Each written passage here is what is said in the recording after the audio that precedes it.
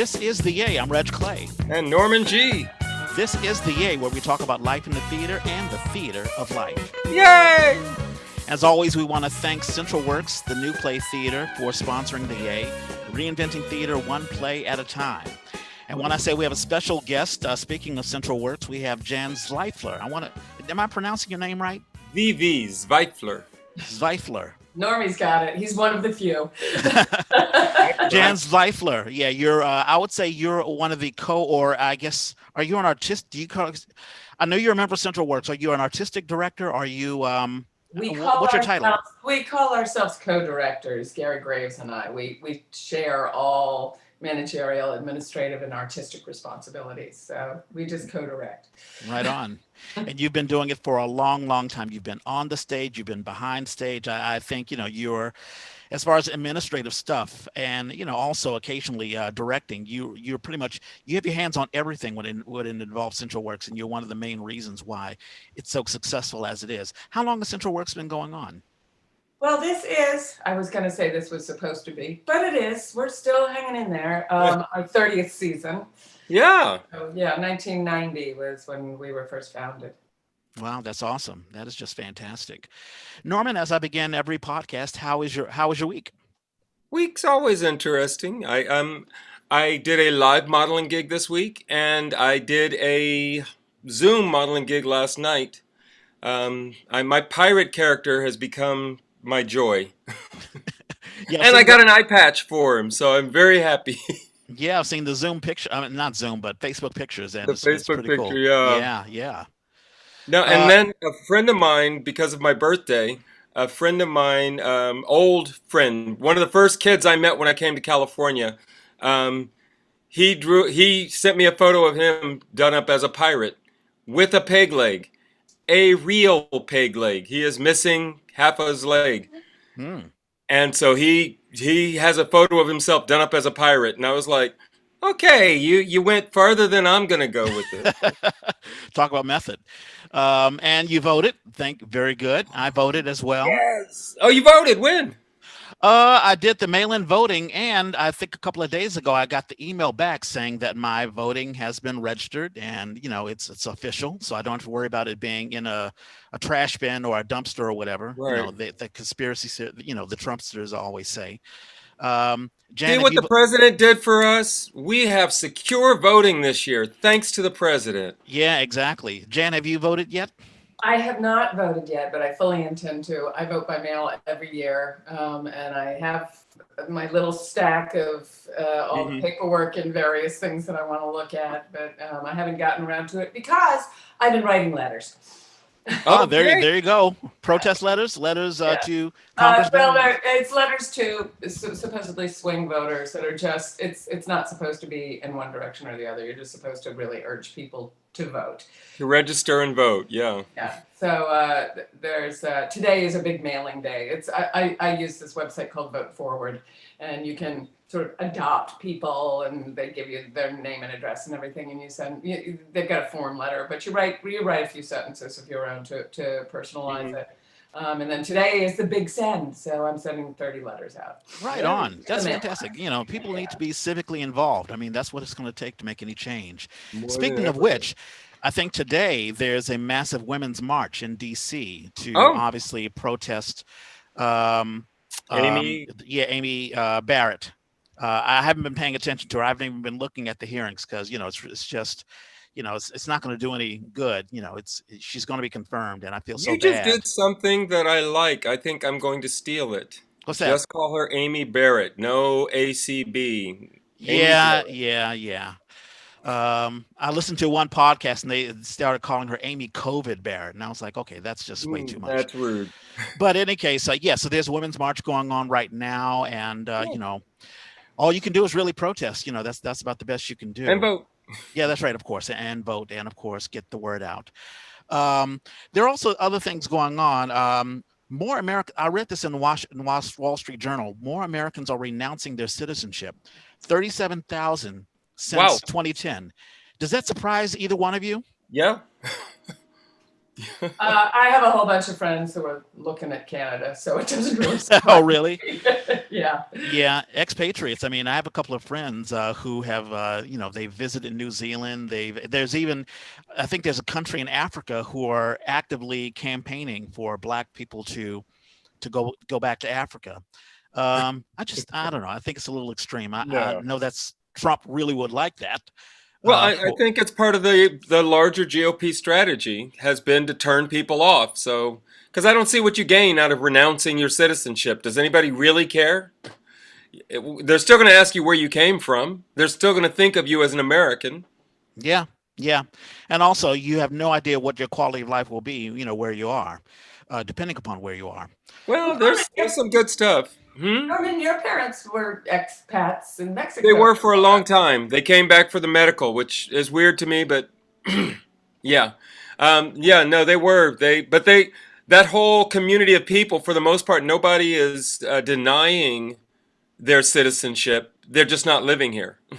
Like it was a big thing. A lot of people had post office boxes in San Diego, so they would just come up, go across the border, get their mail, and that way they didn't have to have an address outside of the U.S. So I don't know. And then I went and talked to a retirement guy last year, and I missed most of the conversation. But while they were waiting for everybody to get there, they were talking about all the places you can go in the world without losing your citizenship and live very comfortably for less than $15,000 a year. And I was like, including buying a home in some of these places. Wow. I'm like, oh, okay, so that's possible, but I really think, that's if you're going to say, if you think the country is just going to hell, yeah, why wait? Get out. But if you recognize that this is their strategy and now more than ever is the time to kind of push back.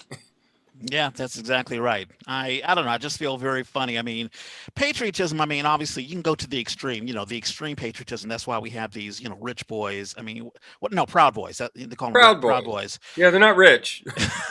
And No, I got the name confused with a rapper, but the Proud Boys, and that's the extreme of patriotism. We should be proud of your country, but obviously you should be able to challenge your country as well. And that's why we have protests, and that's why we have democracy. Everyone's not supposed to agree, but we're supposed to have these meaningful conversations and discussions and disputes or whatever to Right. try to balance things out. Well, and recognize the desires of the different people and try to find some way to where reasonable accommodate.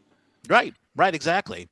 And the Well, only Norman and I came up in the '60s, Yeah, and there was a whole lot of discussion about America, love it or leave it, and young right, Americans were burning flags, but also saying, "No, I want to change it. I don't want to leave it. right. I want to change it." right, I know. exactly. It's insane that conversation has been going on for 50 years and people will still go back to that. Well, if you don't like it here, and I'm like, are you really that stupid? Yeah, exactly. And the last bit of news that I have, Bernard Cohen passed away. So Bernard Cohen, this is into civil rights, but he was the attorney for the Loving case, and the Loving case was Oh, very famous. I right. think it was in 1972, Yep. where basically making Loving interracial versus marriage Virginia, right? Interracial legal. Yeah, marriage. exactly. Loving versus Virginia. But as the ruling of this case made it, a worldwide, I mean, not worldwide, but nationwide, that you can marry interracially. So he passed away this week. One The last. weird thing to me about that is once I realized the date, my folks got married a couple of years before that. And that was like, okay, that's so, Backward. for What us, it state just felt was like this guy feels like a good fit for our family. My mom thinks he's a good fit for our family, so they got married. To realize that at the same time, on the other side of the country, they were actually fighting about this in court. It's like, wow, we just sort of took it for granted. It's, who cares? Yeah, because certain states allowed it, but it was not a federal ruling until Right. the Loving case. The other thing Um, that's remarkable about that case is the name. The fact that the Yes, Loving, name yeah, was Loving. exactly. beautiful. Yeah, I ignore that. apropos. Uh, Well, but you're skipping one other big, or maybe you're saving oh, it go for the for it. end of the No, broadcast. no. Go for it. Hutchinson, John Hutchinson. He didn't. No, please don't tell me he passed away. I thought that's who passed away this week. Yes. Was it, who did you post? I thought it was John Hutchinson. No, no, no. That was Charlie Larigo. Charlie, Larego, sorry. yeah, no, no, no, Ooh, it's fine. that No, would but be. I'm glad that you brought that up, Charlie I'm Larigo. glad So that you corrected me. it's okay. No, that would have given me a heart attack. But no, Charlie Larigo, he is the well, he didn't want to call himself the artistic director of the Playwright Center for San Francisco, but really, he was the engine that really ran it. I mean, it's still going Right, on now, but he was the heart and soul. And we had him on.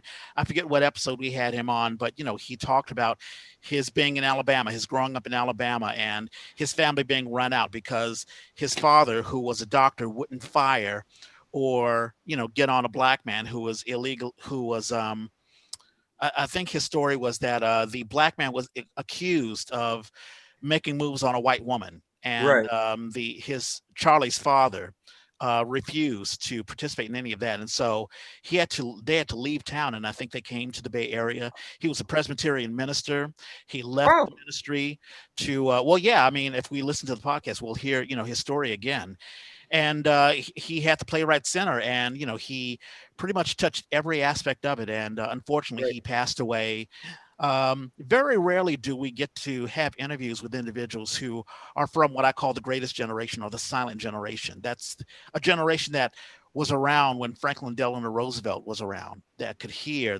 They remember the fireside chats. Him and right. John Hutchinson, I think they're all the only ones who are of that age. So Hmm. it's good to grab those interviews and listen to them before they pass away. So we want Yeah, to give our condolences to condolences. the Yeah, Playwright Center and to Charlie.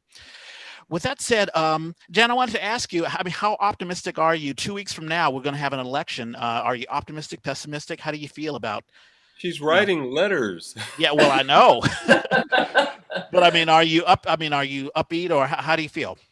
Never upbeat. Never. I don't have enough trust in the system to to take it there. I'm cautiously optimistic, maybe, but look what happened last time. I mean, everybody was insisting that there was no way that Clinton would lose, and of course she did. But to me, the other thing is, it doesn't make any difference unless we can change the Senate. So that's the thing, that's where my concern is, that we really need to change government as a whole. We can't. It's not about the presidency per se or exclusively. Yeah, no, you're absolutely right, and I'm actually sort of optimistic. I mean, we're going to win Arizona. That's the astronaut who's going to win the Senate, and I'm hearing that in places like even Kansas. I heard yesterday that even Kansas is up for grabs, at least Oh, as according to the polls, as far as the Senate is concerned. Even I'm so hating pollsters these days, but Yeah, I yes, know. there's a lot of optimism. Yeah, and even in Kentucky, Mitch McConnell is on it. I think the woman's name is McGrath, who is fighting against McConnell. So we have to, keep hope alive and keep the fight going And on. Lindsey Graham, let's hear it for That's Jamie that's Harrison. that's right. That's right. Yes, he's doing wonderfully. Yeah, he's doing Yeah. really well. I wish I didn't get 10 emails from him a day, but I have given money. Oh, I support it in maybe my I just small opted way. out. What? I may have just opted out, but I'm not getting as much from him. I'm seeing it in every feed that I have. But it's the other guy, Warnock in Georgia, Mhm. who yesterday I literally got 8 emails from different, supposedly different organizations, but they all, when I went to unsubscribe, were from him. And I was like, y'all are pissing me off. Yes, I want you to win. God, I want you to win. But Yeah. Like if I get another email from, or a snail mail from, I think Lynn McElvaney, she's the congresswoman for Oakland, and I oh, see her. I see her the oh, for snail your mail. area. Yeah, from my area, and I get the even on YouTube. I mean, she has her ads, and I'm like, listen, I voted for you already, okay? But I understand. I understand. You got to try. So Yeah, you can't Well, say I'm that's just gonna great. get out and vote and then despair when they're like hassling you to vote. right, right, exactly. So I try to just take a proverbial chill pill and hope for the best. And in 2 weeks, hopefully, the sun will rise, and we'll have some resemblance of a democracy again. With that said, Okay. Jan Zvaifler, let's get an origin story. How did you get involved in theater? How did I get involved in theater? Well, I really started out as a dancer. Reg, you don't know this, but I grew up in the suburbs of DC. Oh, wow. Oh, What part? Bethesda, Bethesda, Maryland. Awesome. Bethesda, Maryland. Yeah. And I was there until in 12, 13. It was like the year that the summer that I turned 13, and we moved to California. But I started dancing. I was a ballet dancer at the age of like 7 or 8, and was taking it very seriously, actually. And then when I got into, it was junior high school, I started getting interested in theater. One, because I just thought it was cool, and the other because I suddenly had this growth spurt and became very physically awkward. Grew like 6 inches in 6 months or something like that. wow. And so I became a little bit more insecure about my dancing, although I continued, and I've done pretty much every kind of dancing there is since then. I've done South Indian classical dance, and I've done jazz, and I've done modern, and I've done a little bit of tap, and so I tried to be pretty complete in that. But with dancing, there was a time, I think when I was in college, that I was trying to decide what to do, which way to go, and dancing is expensive. I mean, you constantly, if Imagine you so. talk to dancers, they'll always talk about taking class. Right. All dancers every day are taking class. And a lot of the time, that's literally you're going somewhere where if you're not working and doing some sort of trade thing in their studio, you're paying for classes. So it's Right. very, very time intensive, and it's actually kind of expensive. And it's a very, very, very short lived career. So I was already very interested in theater, and so I decided that was kind of the focus that I was going to take. When Uh, did you shift to theater? Or when did you start doing theater? well, I started doing theater like in junior high and high school, Ah, but a lot of that was more backstage stuff. I was interested in technical theater and stage management and stuff huh. like that, which um, I mean, I took acting classes too, but I always sort of balanced it out. A little bit of an interest in directing at that time too, although Mhm. there wasn't much of an outlet for that. And then I moved up here for Cal. I went to Berkeley, and Oh, so your family didn't move to the Bay Area? no, my family moved to San Diego. Oh, wow. My dad was at UC San Diego. He got hired by UCSD, and so Mhm. we lived down there in La Jolla, Nice. a place that I couldn't wait to get out of. San Diego in general, the Southern California in general, just from the moment I arrived at like age 13, I was like dying to get away. And I graduated from high school a year early and came up here when I was 17 because I was like, let me out of there. On your own? Yeah. Wow. Damn. Um, Do you have any siblings? I have a sister who lives in Santa Fe, and I had a brother, but he's no longer with us. Mhm. My sister's older; she's about 3.5 years I older. am sorry to hear. Are they at all involved in the arts? Uh, Well, those who are surviving. not not uh, not yes and no. My sister is not actively an artist, but she has been involved with a lot of galleries and things like that. Mhm. She handles artists and artist stuff, and she sells it and things like that. So it's kind of like that. Yeah, no, that's good. Um, my mom was an interior designer, and then she actually was the one who started. She started a couple of galleries that were she referred to as contemporary crafts, but she Huh. would be sort of like the agent for artists so that they could sell their work. Wow. No, I did not know that. That's amazing. So Yeah, what brought you to the Bay Area? You said Cal? yeah. I mentioned earlier that I did some Indian dance, and there was when I was young, when I was 14, is when I started that because a friend of mine from high school, her mother was Indian, and she was a dancer, and she wanted her daughter to learn how to dance, but she knew she couldn't just teach her daughter. So she said, what she said to her daughter, do you have a couple of friends who might want to take classes, and we'll have classes. So I started learning what's called Bharatanatyam, and it's and was very keenly interested in it. And my friend's mother, my teacher, knew about a program in the Bay Area, which was promoting Southeastern arts and music in general. And there was a summer program that took place. They were using the Mills College campus Yeah. in order, those facilities in the summer. So I was able to come up with, under the watch over of this friend's mother, of an adult, and spent a Okay. summer up here. And then the following year, I spent a summer in Seattle with that same program. But when I came to the Bay Area, I just fell in love with it. I just, for some reason, I landed and I was home. So I was You lucky came enough. back to the I Bay. was lucky enough to get into Cal out of high school, and I was interested in theater and auditioned for and got into their acting class, the program.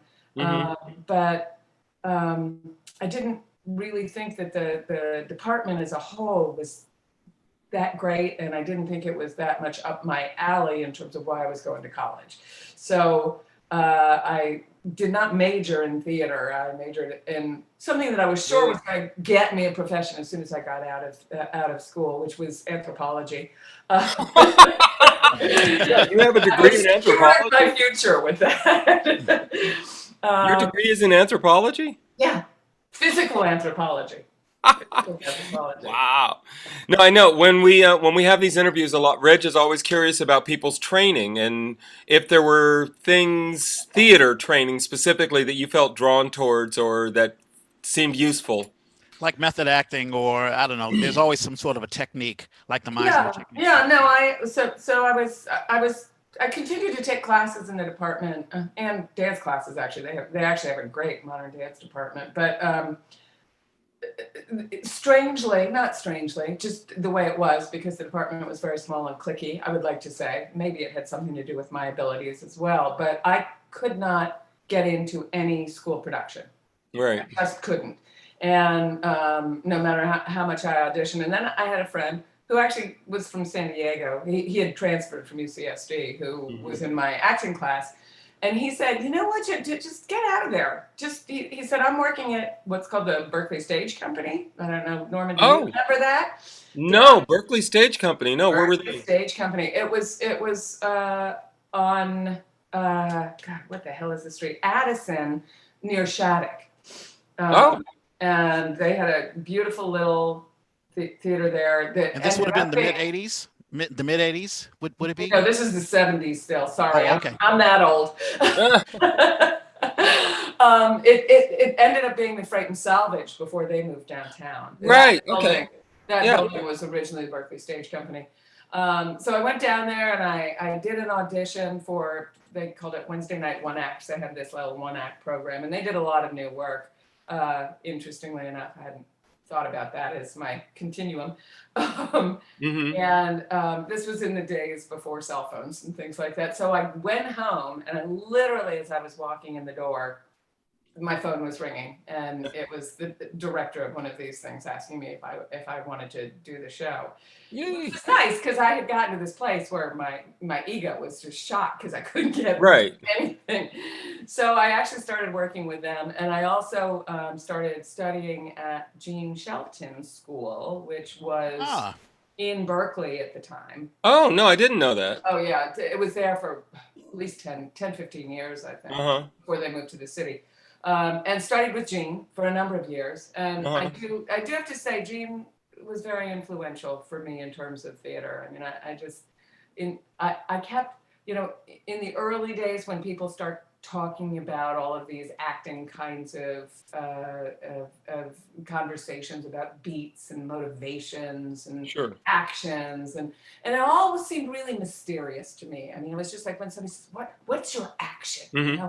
Hmm. Uh, Right. I um, can't imagine a director asking you that. What's your action but in this Gene scene? was great, because Gene was just like, no, honey, you want love, or whatever it was. She Right. so demystified it for me. So I found that was really refreshing and helpful. It's funny because she's usually associated with like the method school of acting, right? Right, absolutely, But from absolutely. everybody I've heard talk about her says that just really rooted in realism. Just be real. Yeah, yeah, absolutely, and that was really helpful to me. And I was involved there for a long time, and then they moved to San Francisco and stayed with it for a little while. But somewhere along the way, even as I was doing that, uh, I met, and I know you've heard her name, a woman named Ella Sebastian Chang, Oh then yeah. Ellen Sebastian, because I had a job at Berkeley Extension, and she walked in one day, and I was like, I've seen you at Berkeley Stage Company, haven't I? And Ellen at that time was working with the Blake Street Hawkeyes. Right. Again, Reg, this is probably precedes you. You may not know Oh, what that's okay. that Don't worry is. about it. I'm enjoying listening to the But story. this was a very, very experimental company that included George Coates and Whoopi Goldberg and Leonard Pitt. Am I remembering that correctly? Lenny. Yeah, Lenny was with them, and God, uh, there are some other names, but sort of big names. And That young woman who went to Hollywood. Oh wait, she went to Broadway and then went to Hollywood. I mentioned her. I mentioned Whoopi,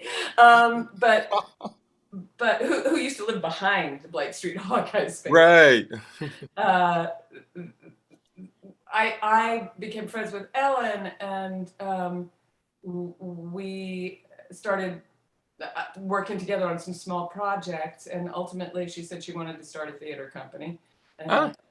That was with Jack Carpenter, who's a local lighting designer. He works at Cal now, but Uh-huh. he was the tech director at Theater Artaud for years. Oh. But anyway, Jack's great. He's an amazing designer. And a guy named Peter Marvalis, who had been a student of Ellen's at the Urban School, but he was a really wonderful sound designer. Oh. So the four of us started this theater company, which was really doing more of these sort of experimental performance arty kinds of things that were going on then. That was the era. That Yeah. was the era, yeah, and it was a little bit different here from a lot of the other kinds of performance art things that were happening across the country because it was rooted in theater, whereas a lot of art that was coming up, like in New York, it was artists who were trying to incorporate performance into their artwork, which Right. mostly I was not that impressed by because Yeah. the performances weren't very good. But George Coates was the guy who really kind of elevated the whole concept of performance art for the Bay Area and the West Coast, really, I think. And I really loved his work. And so we produced some things around the Bay Area. I was in Ellen's the first show that she ever wrote and directed called Your Place Is No Longer With Us, which Uh-huh. placed in a Victorian house. Huh. The audience moved around the house as the play progressed, and then ended up in the kitchen and had a meal, and that had been cooking, and you could smell it all the way Wow. Really cool. through the I, show. I, And I, you could only have. no, I'm sorry. Go Sorry. ahead, Jan. I did have a question for you, but I'll let you go ahead. Well, you can only have like 15 people, because Right. Because you got to fit them in the house. yeah, in order to accommodate that, and so we did it in Berkeley, and then we found a house, an old Victorian in San Francisco that was donated to us for it as well, and it was very successful, which was nice. I'm sorry, what were you going to ask? No, I was going to say, no, that's that experimental theater. I think the very, very first company that I did stage managing or did any sort of, paid theater work. They did Alice in Wonderland, and it was sort of done in a museum, and each scene was done at a certain area within this museum area. So it was very much Uh-huh. into the experimental theater. The question I had for you, Norman and I, we've had a couple of guests on, and we've talked about the merits of going to school and sort of the academia of teaching theater as opposed to what you were just saying. Like Gene Shelton just said, hey, listen, beats and objectives. You have an objective. You want to, I don't know, find love with Jim, or let's say you have an objective to get the money or something. It's very, very simple. It's very straightforward. Do you think that it's an indictment to the academia of school? I mean, do you have any thoughts about should I someone sure go to do. theater? Should someone go to theater school, or should someone just go out and just work? Do you have any pros or cons about it? I'm not sure I have pros and cons, but I did both. Because ultimately, what happened was when I was in my early 30s, I had gotten a corporate job and was kind of being Peter Principled up the ladders. And I was doing a show at the time, this amazing show called Dear Rose, Oh, right. Yes. which ended up being reproduced and moved from a small theater to Theater Artaud, and then to Theater on the Square, which is the theater that is now SF Playhouse. But it was when Yeah. it was huge. It was before they sort of closed it down and made it a more intimate space. And I was doing 8 performances a week while I was doing a managerial level corporate job. Uh-huh. And I just kind of knew that sooner or later something was going to come up. Like I was going to be asked to attend a conference, and I was going to say, "Well, I'm doing this show," and they were going to say, "Jen, you're just going to have to make a decision about this." And Right.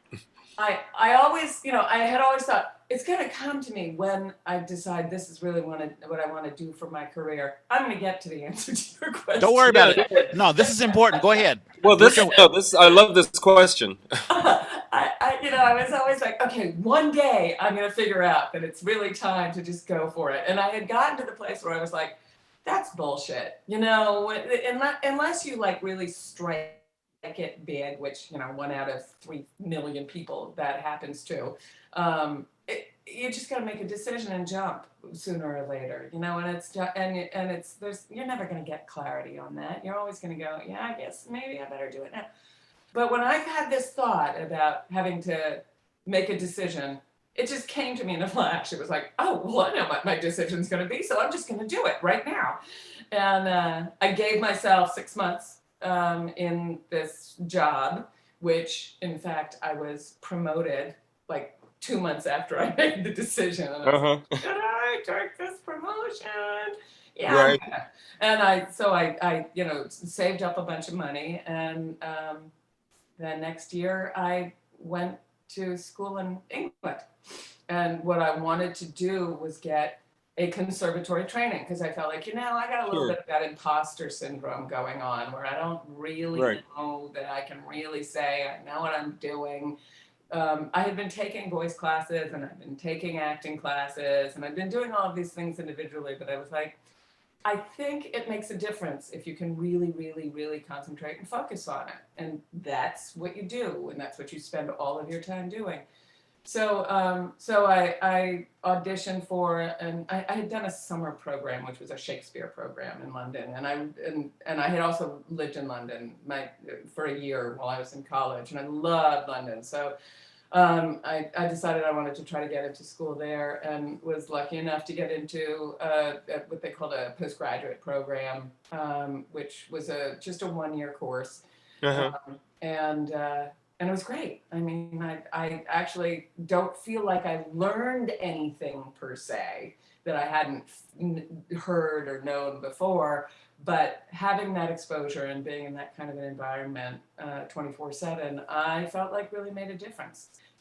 Maybe it was just as in terms of the confidence that it gave me coming out of it to say, okay, yeah, no, I am. This is who I am. This is what I am, and I know how to do it. Well, it sounds Yeah, like it gave you structure. Go ahead. I always find that to be it's a complicated question because yes, you can get some benefit from it. Is the benefit you're getting what they're advertising, what they're telling you you're going to get for your money?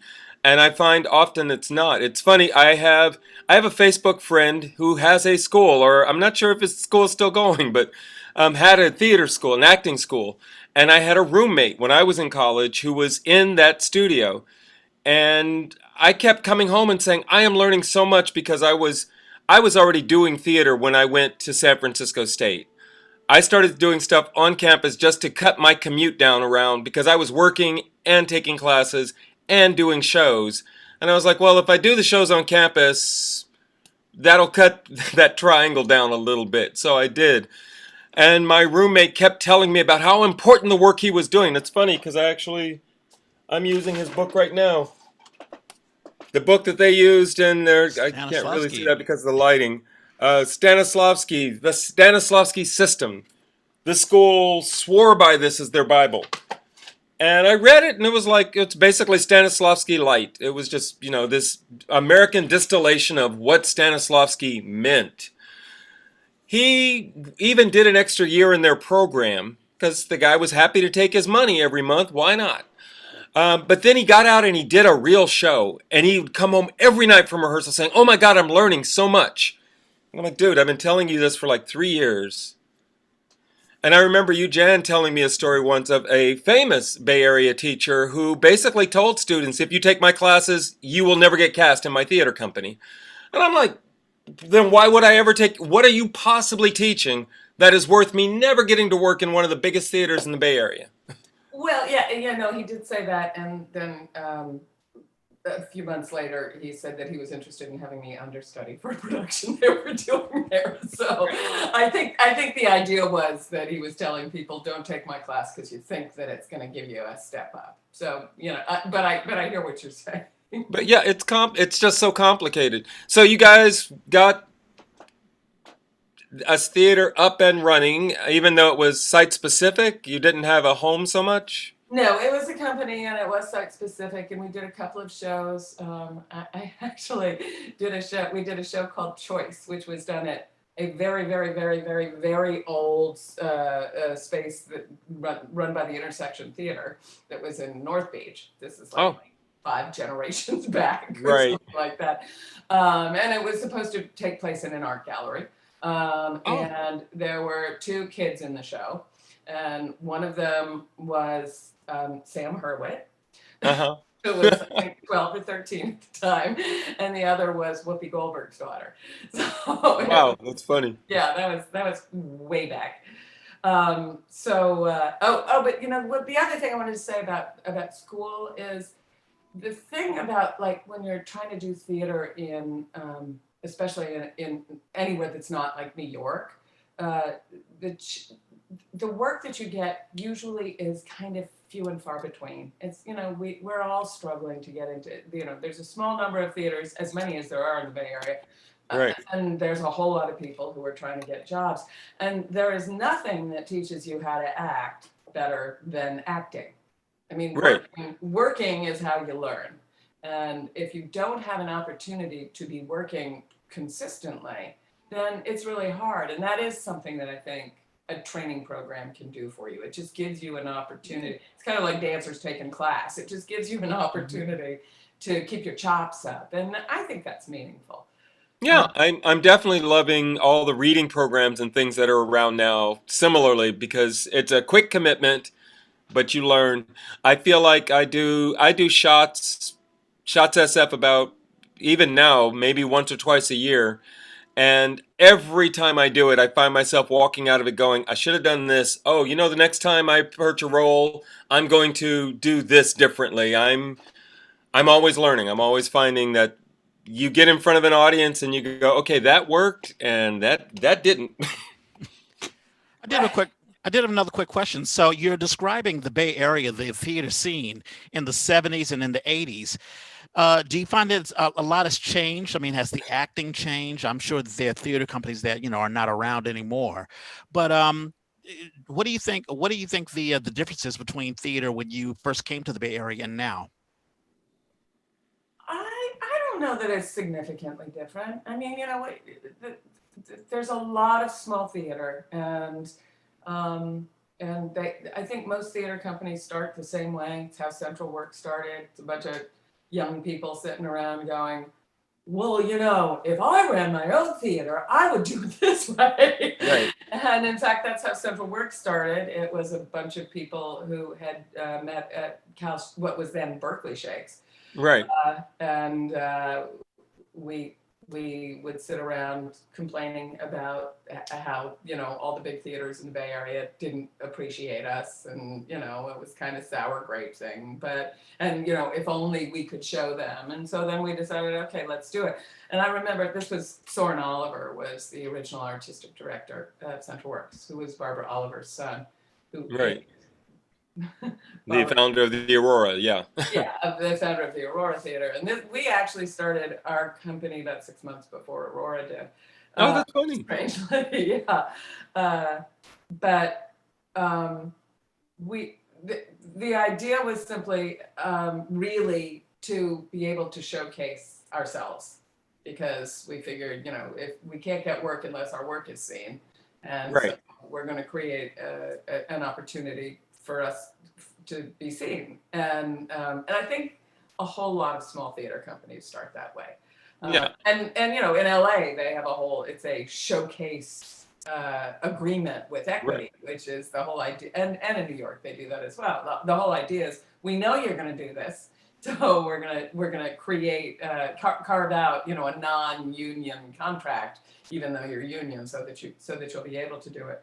Right. Um, so that was 1990. That was the fall of 1990. Was when we started Central Works, and that was I had done Berkeley Shakes, and then the summer before I went to England for a year, and then I came back and was kind of hanging out with these people whom I'd met and was friends with there, and they said they wanted to start a theater company, and I've done it. In fact, what ended up happening with was called Tele Productions, was Ellen Sebastian's company. Uh-huh. She decided to start a theater at Fort Mason called Life on Right. the Water. Yeah. The Bay. Life on the Water. Life on the Water. Right. Life on the Water. Yeah, which was In the her Bayside Theater. Yeah. in the Bayside Theater. Yeah, Yeah. that was her. It was Joe Lambert. It was Bill Talon. Yeah.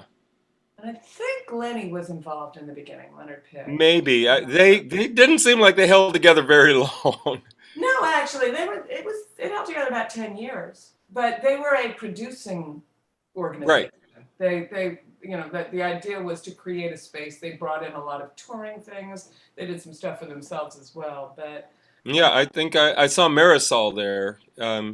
and just fell Uh, in love with the theater and the idea of the company. the and both Jack Carpenter at the time was the technical director at Artaud, and Hmm. I was kind of like the producing director maybe of our company, and so we were invited to participate in that, and I just thought to myself, well, that's just going to make me a producer for life, and I really want to be able to do more of my artistic stuff. Um, Right. and I remember talking to Jack about it, and he was like, "Yeah, I already got a job that's killing me technically. I'll just be working for less money. I don't think it's a good move for me either." So Hmm. we we dissolved our company and moved into different directions. But when Soren and his friends started talking about starting a company, I was like, "You guys are crazy. You don't Right. understand. It's really hard. You don't want to do this."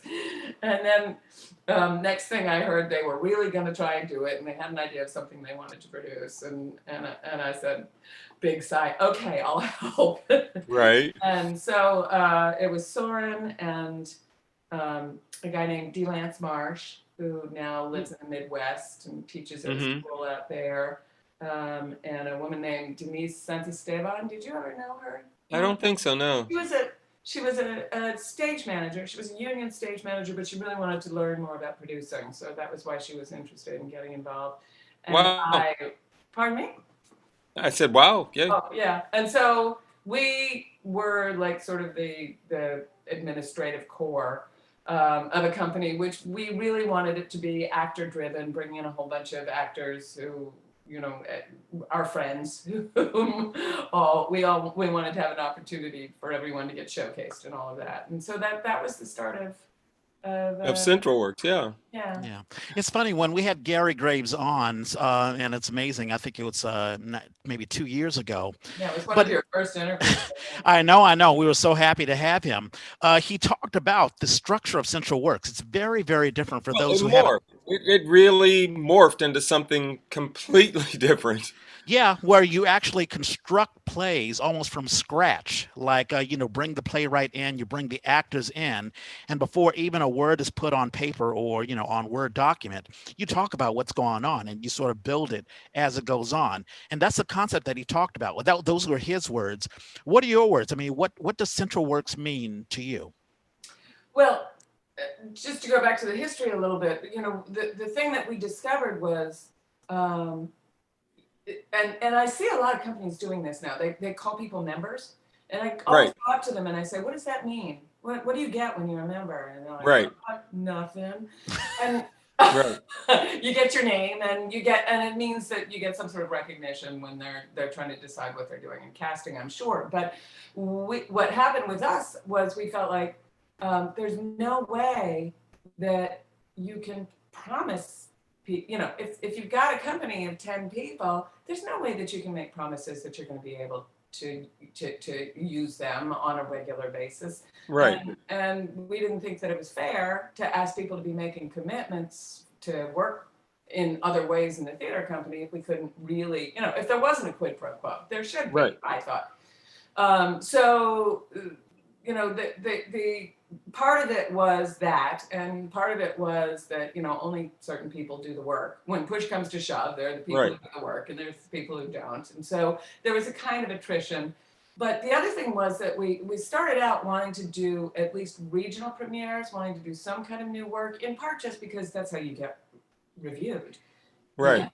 You can't do the chestnuts and get the critics to come see you. So we were always looking for new work.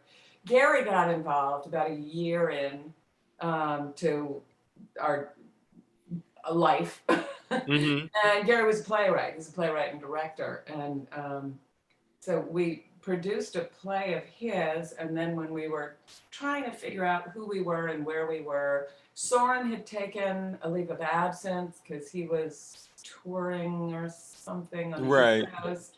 Maybe it may have been Metamorphosis. There was something that was taking Yeah. something that it was taking him away, and we were just trying to figure out who we were and what we were doing and what we were going to do next.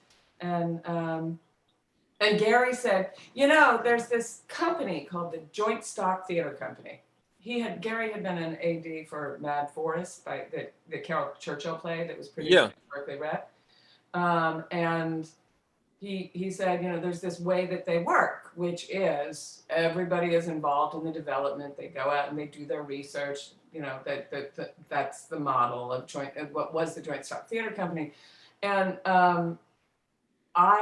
he said, and I worked on Mad Forest, and I just thought it was really fascinating, and that I'm really keen to give this a try.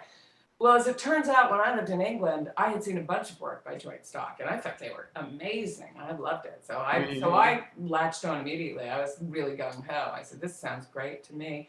And so we developed a play. Samantha King wrote the first play. It was called Rue. And it started out being a group of, the group of people who were involved thought up a theme, and the theme was women who kill. And then we just went out and we did a whole lot of research about who, women murderers. Yeah. And Fun subject. yeah, this was before the Eileen Wuornos story had ever come out. But we read about it when the movie came out. It was like, oh, I remember that.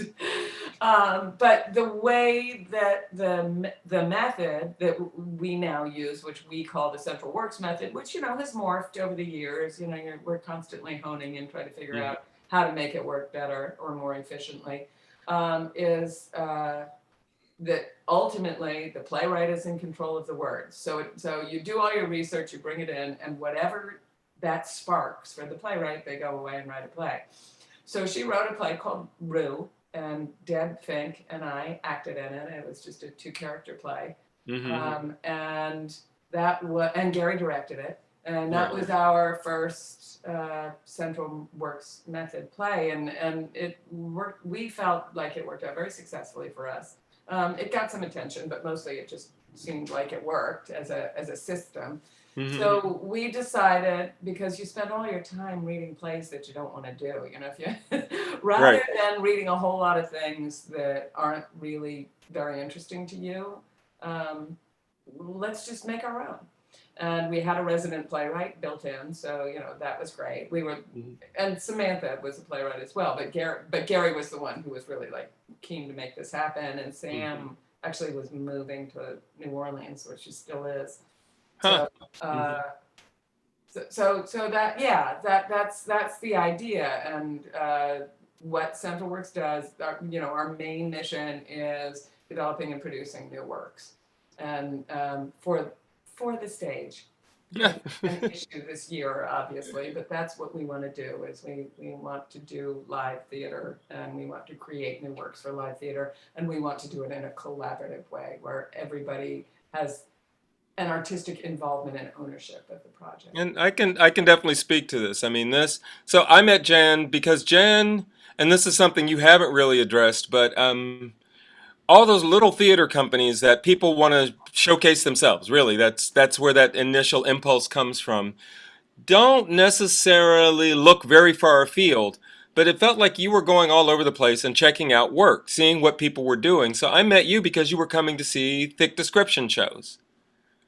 Yeah. And we would hang out. So eventually, at some point, you asked me about being involved in a production, and we got to do Lottomania, which was just using that notion of the lottery, whatever that means. And so all the actors went and we read all kinds of stuff. So of course we read the short story, The Lottery, um, all kinds of things about the lottery. You know, the lottery had just gotten established in California, and we were looking at what that meant.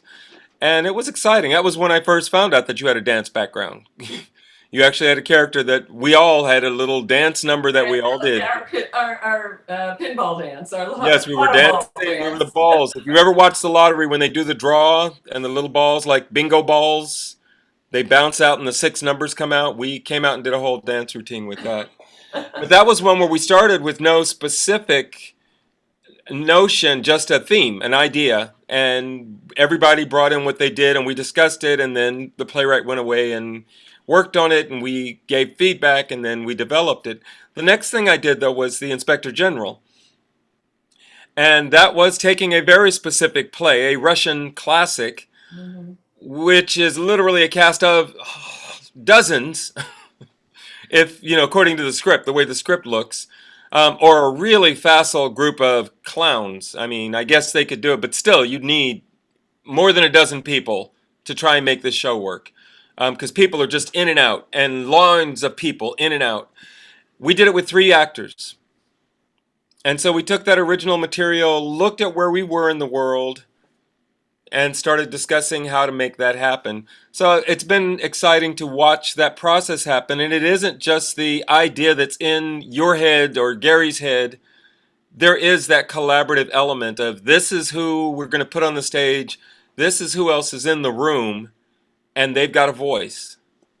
Yeah, and I think one of the things that's really interesting about that is that, we've always been interested in social and political themes. And as you start developing ideas, although we, it's not quite as free ranging now as it was then, because, one of the aspects of the way we work is there is an opening production date Right. attached to the project from the moment you go in. And so what we learned is if it's too broad, if it's really just a theme, it's sometimes really, really hard to get it to a place where a playwright really feels like they can find their play Right. within that kind of a relatively tight time frame. A lot of playwrights take years and years to write. We take something closer to 6 months usually. Sometimes a little more, sometimes a little bit less. Sometimes it's Right. really scary. um, but uh, but what's interesting is when you're exploring these ideas with everyone in the room, and there's usually 6 to 10 people ultimately, because you've got director and playwright and actors and stage manager, and our resident designer Greg Sharpin loves to be involved in it. And So Greg is excellent. Greg is yeah, really, really it's good. amazing. I'm Tammy Berlin. That's And right. but Tammy doesn't she doesn't usually participate in the workshop. In the Tammy's workshops, right. great, but she's not usually a workshop member. Right. Um, This is true. she ran her own company years ago, and she's had enough of it. That's why she's just a designer now. She says, but what happens is that I think is really great and interesting is everyone tends to reach a consensus. When you're exploring, like I say, social and political ideas. There's a lot of stuff that comes up, but ultimately, everyone kind of finds consensus around some ideas, and so it's really kind of cool. It goes back to that idea where everybody's really attached and has a certain level of ownership to the project, not just because they were in the room, but because we all believe in it, and in a bigger way. And so I think that's pretty cool. Yeah, That's one of the, that's the magic. yeah, having been involved in Mesmeric Revelation, I actually saw it in real time, and I was like, "Wow, this is really like it's the difference between a home cooked meal and going to a fast food restaurant." Usually, when you're involved in a theater project, the play is already set, the director is set, the playwright is set, the actors are, if you're hired as an actor, and you're basically doing, basically what a lot of the preconceived ideas of what the play is all about and what you'll be doing has already been set. But with Central Works' way, being involved in it from the beginning to the end, you have an integral part in it. If you're an actor and you're like, hey, wait a minute, that line doesn't sound right. Why would I do that? Or why would I not do that? Or what's the purpose of this? Or why is this line here? You actually get involved in it, and it forces the player to say, wow, okay, I really need to think about that. So by Right. the time you're at the very, very end, you're absolutely right, Jan. Everyone is involved and everyone is bonded. I had a question about business. I mean, because a lot of companies shy away from new works because it's like, well, I don't know if an audience member is going to see a new work or whatever. But Central Works, you guys have been doing it for 30 years, and you have a Yeah, built-in dedicated audience that loves to A see. wonderful subscription base. Yeah. Exactly. Can you talk about the business part of Central Works? yeah. Everything that we do is just the stupidest way to do the theater business But it possible. works. It totally works. We do new works, which if you don't, people don't recognize the title. They a lot of the time they won't come out. We've got a 50-seat theater. It's tiny, and we have a mission that says, we want to be financially accessible. We want to be affordable to everyone. We do pay what you can performances once a week. We do sliding scale every single night. Um, so so basically, all of that is a recipe for disaster. So business wise, I can only say. Somehow we've managed to make it work, and I'd like to take a little bit of credit for that. But Oh, you should it's take a not lot. really Yeah. it's not really the smartest way to do business. Do you have grants? Like, do you, I don't know, 401k? Are you a 401k company? We're a 501c3, 501s. which is I Yeah. think what you mean. Yes. Yes, we are. Sorry about that. No, I I screwed them wish up. it I So, was wish I were a 401k. Great. 401k. but you know what I meant. Yeah, a Yeah. nonprofit. Yeah, we're a nonprofit. We're a 501c3. Absolutely. We rely a lot upon grants. I've always taken a position, however, that it's very easy to get sucked into sucking on the tit of the founders, the funders, excuse me, Right.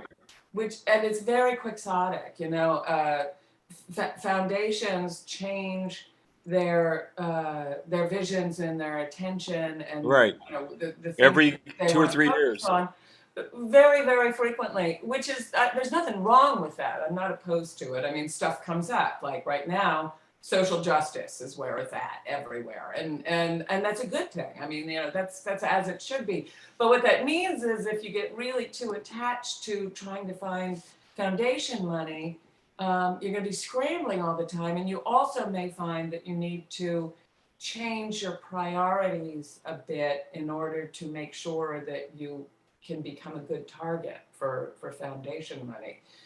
If education is where it's at, you might say, oh, well, we need to start a little education program, which, when you're a small organization like ours, that can take your energy away from the thing that you really want to be doing. So, yes, we're absolutely dependent upon foundation money, but what we try to do is create sort of like a tripod, a little three-legged stool of money that we're making from ticket sales, foundation money, and then our individual donations. And we rely a lot on our donors because we are going out of our way to keep our ticket prices affordable. So we just like to presume that there's going to be some sort of appreciation for that from the people who can afford to give us a little more.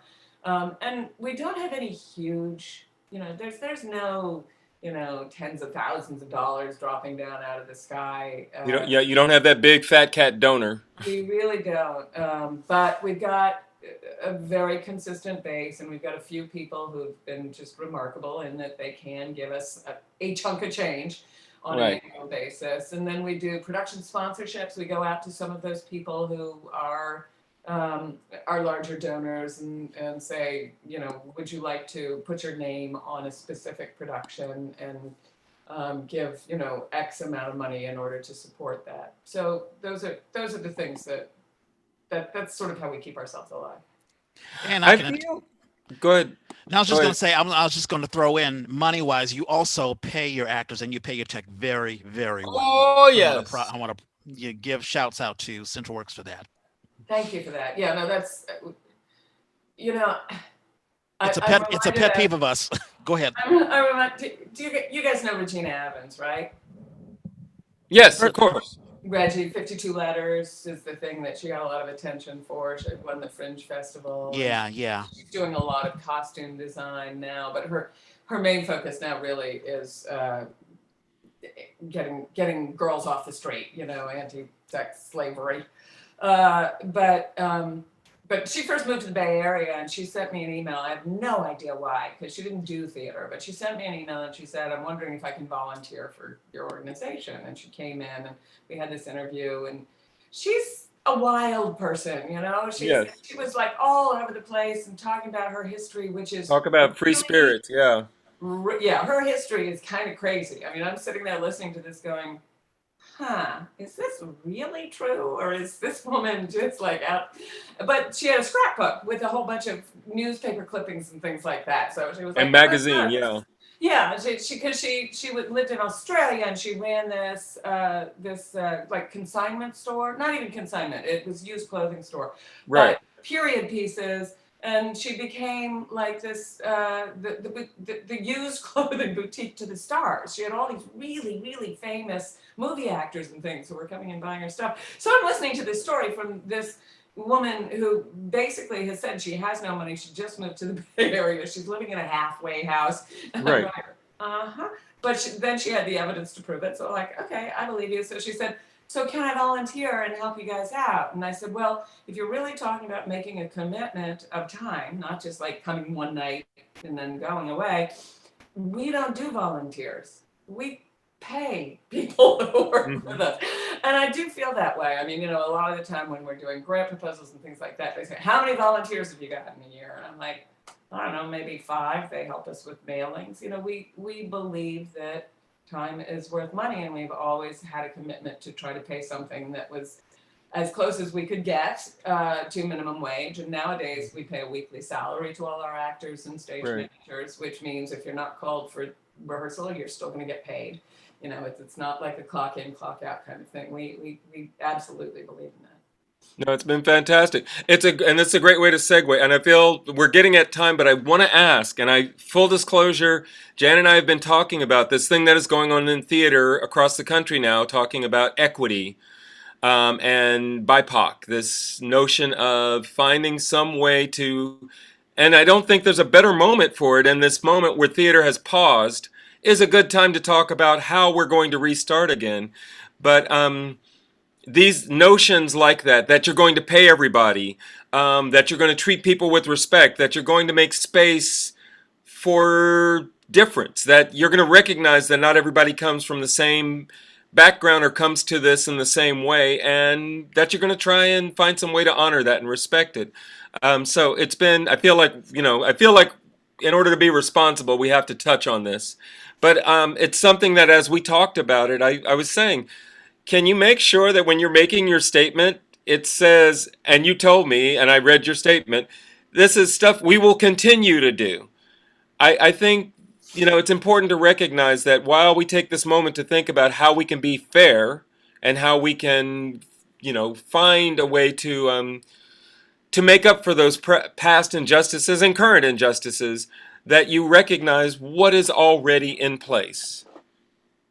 I Um, feel like Central Works has been doing this work. Well, thank you. And I really appreciate the recognition of that. We can all do better. We can all do way better. Central Works is what you would call a white legacy theater company. It's mostly been white folks in the leadership, and now it's Gary and me, which is clearly white folks in the leadership. Right.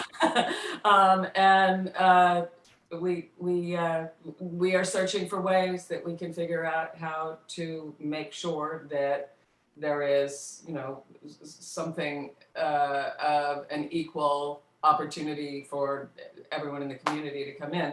A lot of that has been more on stage than off, and so that's the area where we're trying to figure out how to bring how to be more inclusive.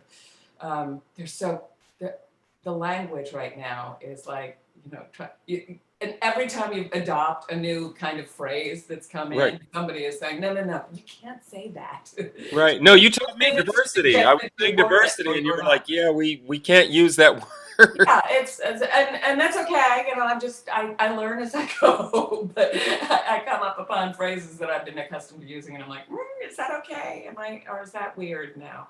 Anyway, I had a meeting yesterday discussing this very thing, and we had things that came up. Somebody used the phrase, I think it was just of color or something like that, and boy, the conversation had to stop and correct. And to their credit, the people being addressed were saying, "Thank you and help me correct my language." Because I'll say, when I heard that, I was pissed at first. Diversity is the word, as an example. Diversity is a word I have known and appreciated what it was intended to do.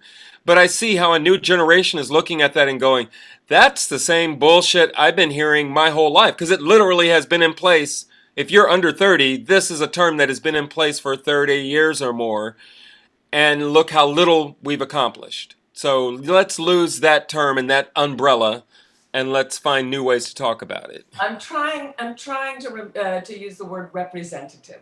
I don't know if that's like in vogue now or whatever. Yeah. I don't know where I came up with it, but that is the word that for some reason I always come up on it. I'm like, R word. I'm over 60. What the hell is that R word?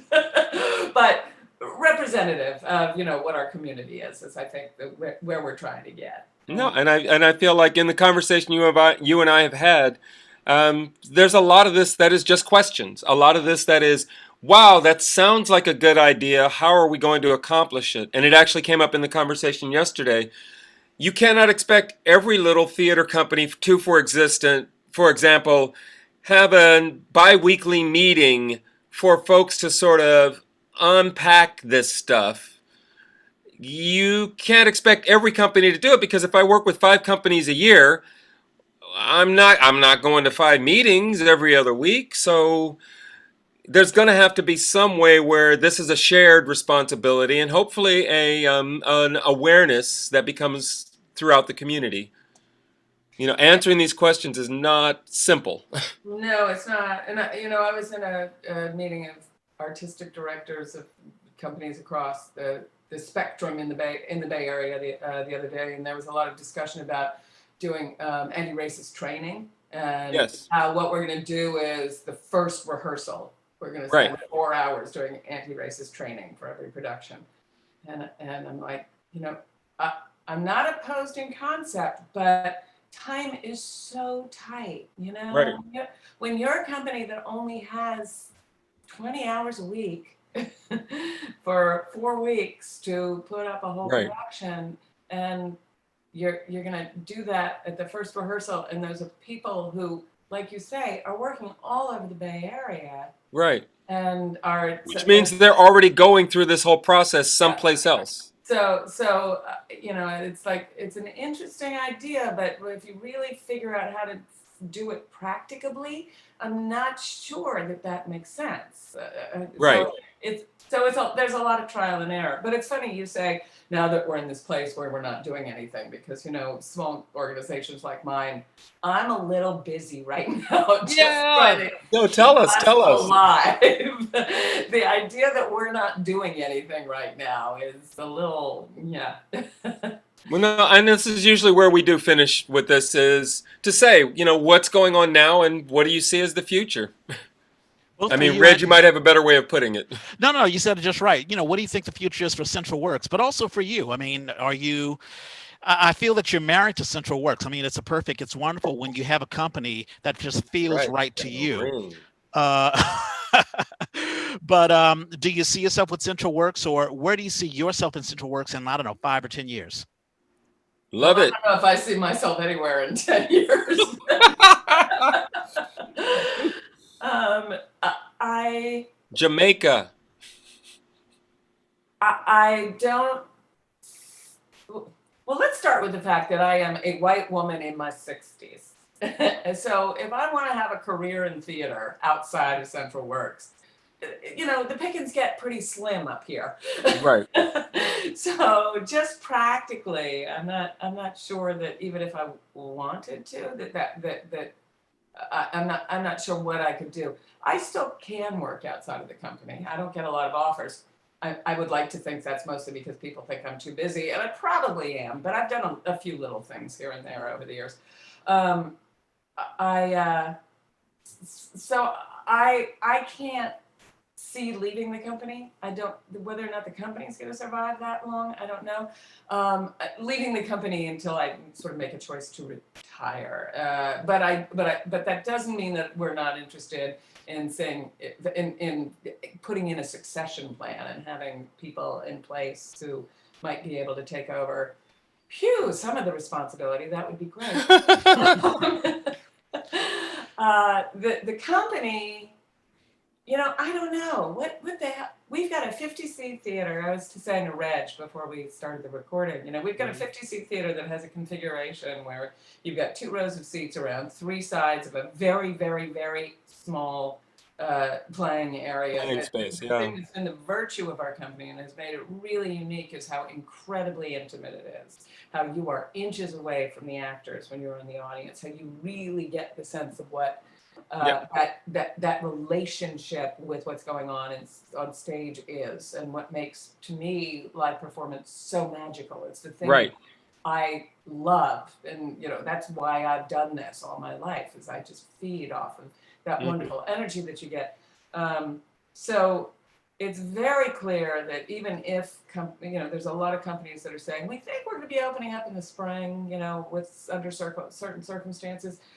I don't think that we can make that claim at all. There's no, we can't financially, we can't do it unless we're at least like 2/3 full, which puts people really close together, really close to the actors. The actors can't get far enough away Right. from the audience. You couldn't get a dozen people in that space. You can't get more than 2 actors on Yeah. stage with social distancing, and then they're too close to the audience. So Right. Right, right. unless we're doing solo shows with 5 people in a house, I don't see Yeah. how we can make that work.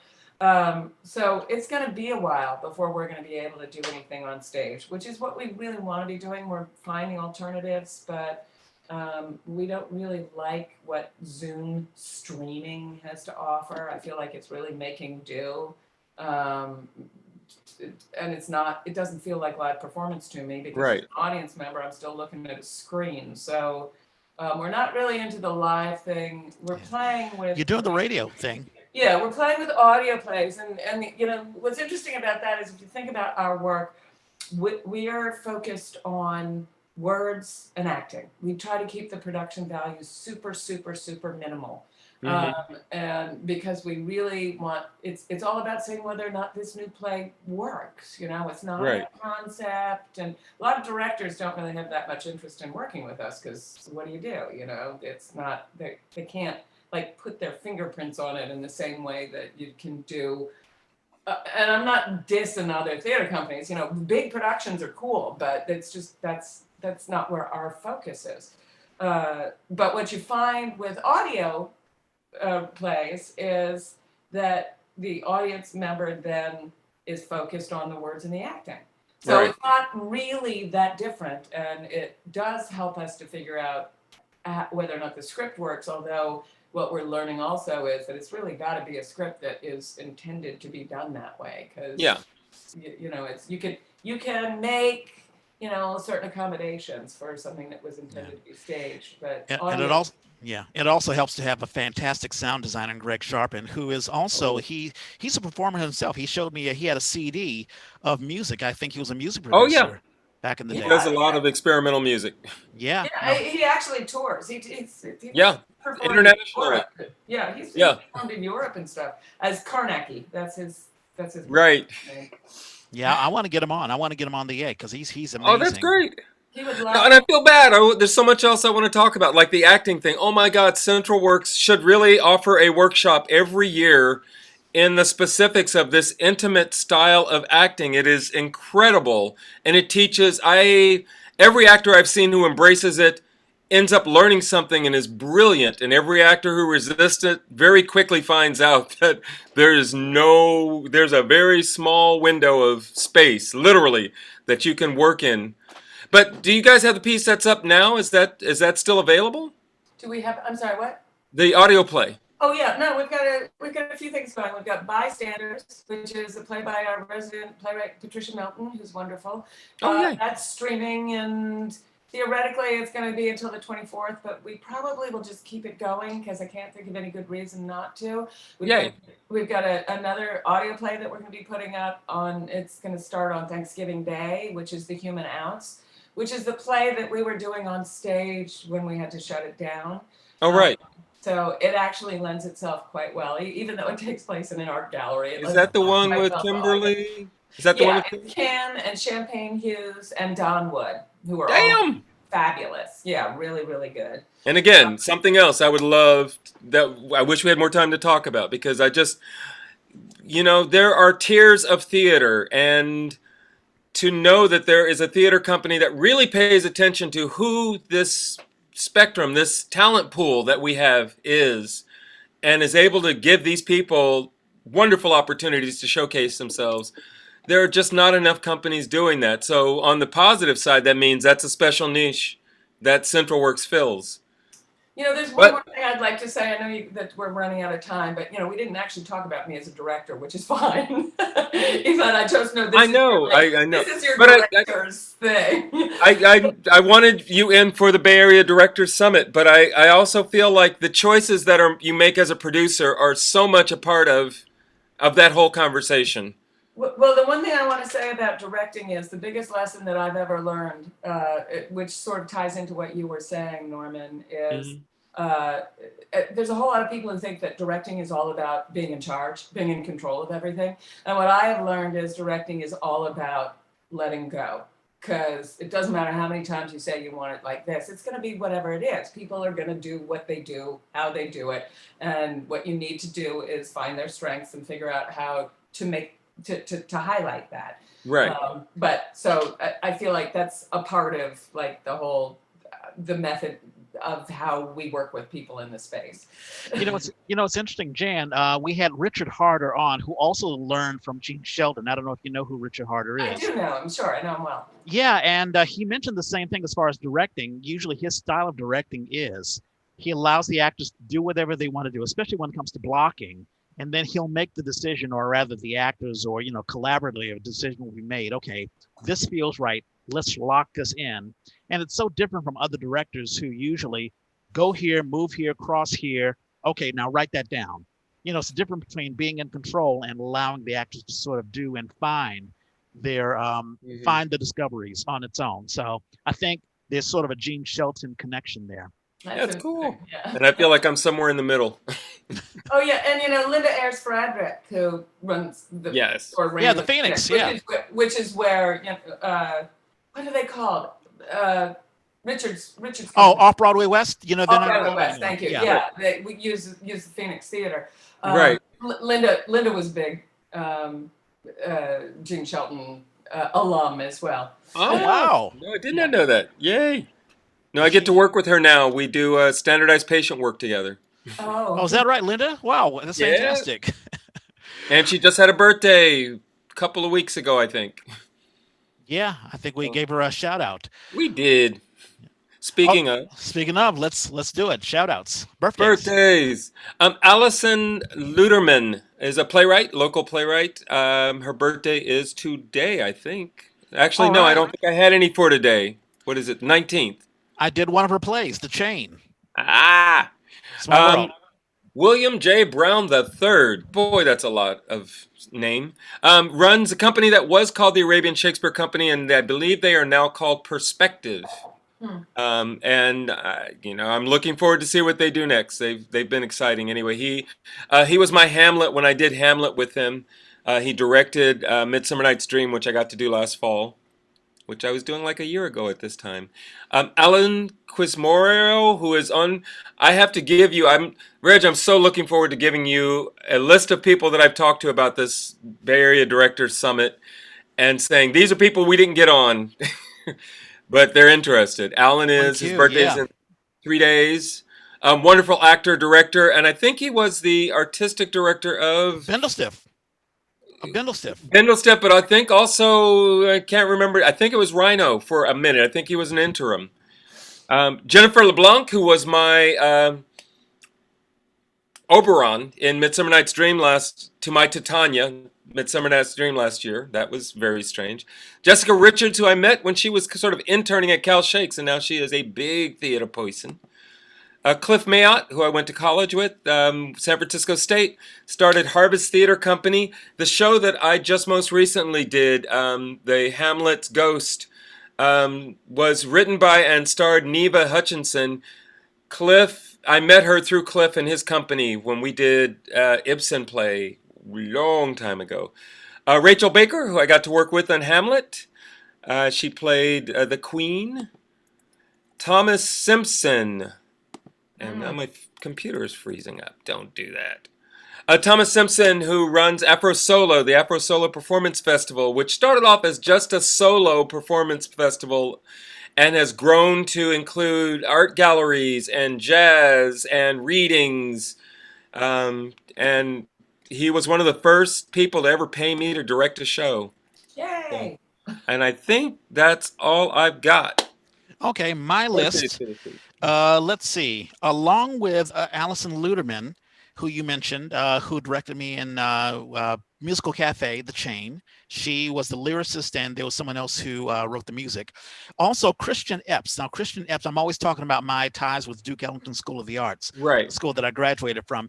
He was our tech guy, and he was more than just our tech guy who taught us technical theater and building flats and all that sort of stuff, but he was a sort of a black guy at a time in the 80s where we sort of needed. I also failed to mention it was the 25th anniversary of the Million Man March, and we didn't talk about that. But Oh gosh, in any yes. case, I love your post. That was beautiful. yeah, I had a little posting of that. But he was a sort of a black guy who's a role model that us young black boys sort of looked up and said, hey, that's someone who we want to follow, because he was just very graceful, and he didn't have all of the testosterone that a lot of us men get blamed for, when it comes to the Me Too movement and all that sort of stuff. Toxic masculinity. Yes. Exactly. He was very much adverse to that, but really gave us some structure and some guidance, and he was just a fantastic teacher. So I want to give him praise. His birthday is tomorrow. Also tomorrow, Lauren Hayes. She is a local actress. Um, I saw her we were in Skin of Our Teeth. And Ah. that was on the Douglas Morrison Theater.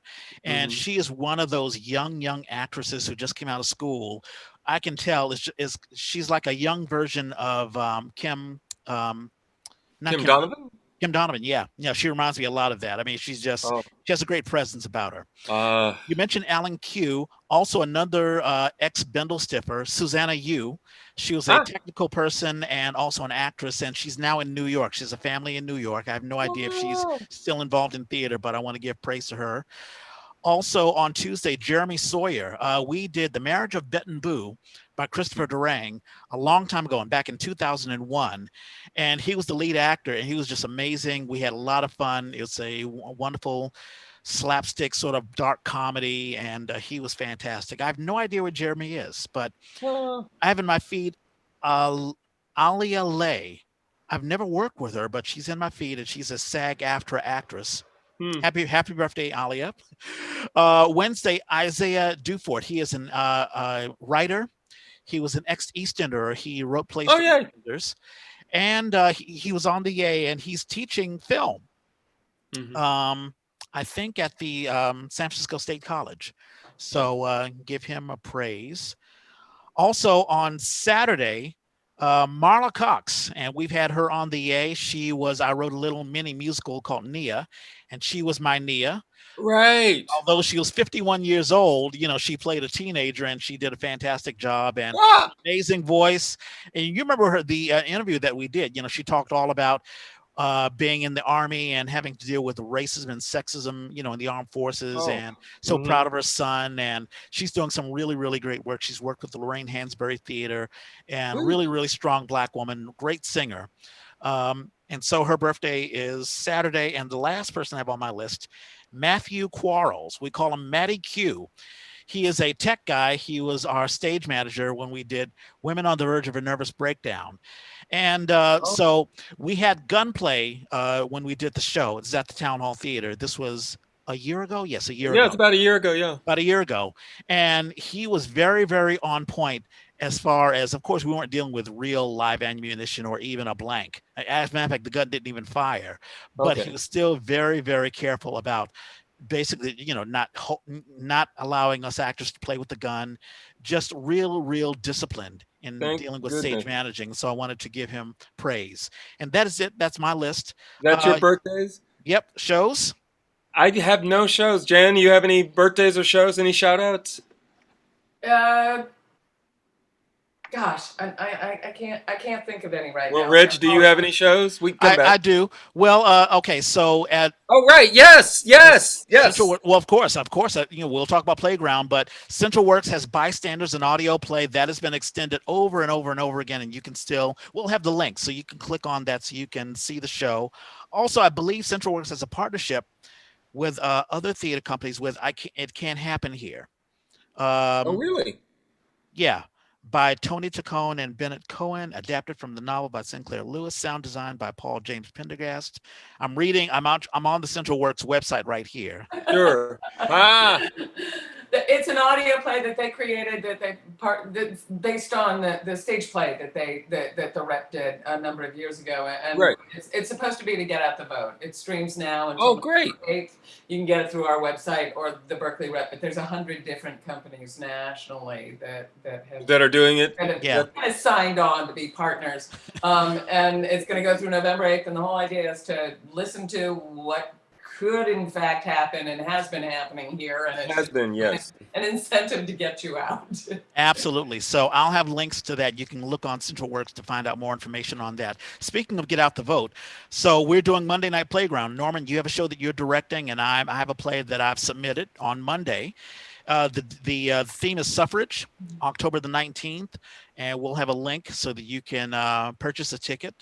Also, the private lives of the not so master race. I'm in part of a group called the Breck Project. Me, Christine Urin, and Scott Munson, and I've been ignoring the woman who is also, hold on for a second. The other playwright. Yeah, the other playwright, and I'm not going to do this anymore. I'm going to actually I saw the list. I was like, oh, Denmo great. Denmo Yeah. Oh, Ibrahim. Denmo Abraham. Yeah, All right, exactly. Dimone. You guys know her. Okay, I met her Yeah, I went to only school with her. wow, San small Francisco world. See State. there? Denmo's great. She's terrific. Yeah, so the Breck Project, we're very, very proud of that. That will be October the 27th through the 29th. And we'll have a link to that as well. I'm very, very happy to be doing that. And of course, all of this is about getting out the vote. We're talking about what life has been in the Trump administration, and the only way to change it is to vote and to be active. And so these are the Zoom performances that you can see. Mhm. Also, Aurora Theater is doing The Flats. It's an audio drama. They're releasing 3 episodes 1 week apart, beginning October the 23rd. Our good friend Kari Moy is in that, so I wanted to give a shout out to that. Yay, Also, Kari. yeah, Kari. Tabard Theater is doing a play called Trying, and it'll open November the 6th. Uh, With their 3 camera thing, huh? yeah, I think so. And Melissa Mambuis, we've had her on the show. She is in it. Yep. So I wanted to give her a shout out. And that's all that I have. Okay, Jan, did you find Regard any you like? With regard to suffrage, I just wanted to add that Central Works is doing something called the Central Works Script Club, where you can download the script of shows that we've produced before, and then there's an interview with Patricia Milton that you can send in your questions, and there's a whole discussion. And the current Script Club interview that's up is Susan Soboleff and Patricia talking about her play Strange Ladies, which we produced in 2017, which is about the suffrage movement as well. Yay. Right on, right on. Jan, did you enjoy yourself? Yeah, it was way easier than I anticipated. See, we're easy. I almost forgot that I was on camera. There you go. And we were talking off mic that honestly I prefer it, sort of in studio or in my little studio thing. But because of COVID-19, we have to do this because it's hard to control the audio with it being online, and not a lot of folks like to see ourselves on camera and all that sort of stuff. So thank you so much for participating. And wow, so much great stories. I mean, I love it when we have a long episode because we get to hear all these wonderful stories or whatever. And just as always, get old people. Not that old. You don't, trust me, you don't look a day over, I would say 50. But the other direction. Thank you, and thanks for inviting me. I really appreciate it. Yeah, and of course, thank you for supporting the Yay. I mean, we're trying to get other folks to sponsor it, and it came as a surprise when Gary. I think it was an agreement between you and him to sponsor the Yay, and so we can't thank you enough. Well, yeah, it's great for us too. I mean, it's there. When I look back at the history and saw how many people, I mean, we don't have a company per se. We're always looking for people in the community, but there are so many people that you've interviewed who are people who've worked with Central Work. So I know. It's always fun. A great fit. Yeah, no, it's fantastic. So thank you so much. All right, it's time for us to get out of here. Let me do my little blurb. You're probably watching this on YouTube. If you are, like, subscribe, let us know what you like, let us know what you don't like, and we'll make the fixes and adjustments and all that sort of stuff, and give us comments. If you're listening to this traditionally on the podcast app, you can listen to us on any podcast app. We're on Spotify, we're on iTunes, we're on the little purple podcast app that you listen to your podcasts if you have a iOS device, including that iPhone 12, which I think is 12? 1,000. I think they're on 12 now. I think it's $1,000. I don't know why you would buy $1,000 phone, but folks are doing it. Anyway, if you're an Android user, you can go on you can download the SoundCloud app or just go on soundcloud.com and you'll find us. The Yay was created by Works. That's right. You can listen to us on Central Works. We have the feed there. That's right. The Yay was created by theater people for theater people. If you have a show you want to advertise, or if you just want to advertise yourself, let us know. Hit us up. We're on Twitter, Facebook, Instagram, Snapchat. I'm at Red Space Clay. I'm at Who's Your Hoosier. Jan, do you have any social media that people can directly contact you? Well, not me personally. I don't do social media. Thankfully, Patricia Milton does for Central Works. So we got centralworks.org. We've got @CentralWorks. We've got we're on Instagram and Facebook and Twitter. So definitely search us out. Right on. All righty. Let's have a wonderful weekend. It's a beautiful weekend out here. And as Norman and I always say, we gotta find a better sign off. And folks, vote. Thank you.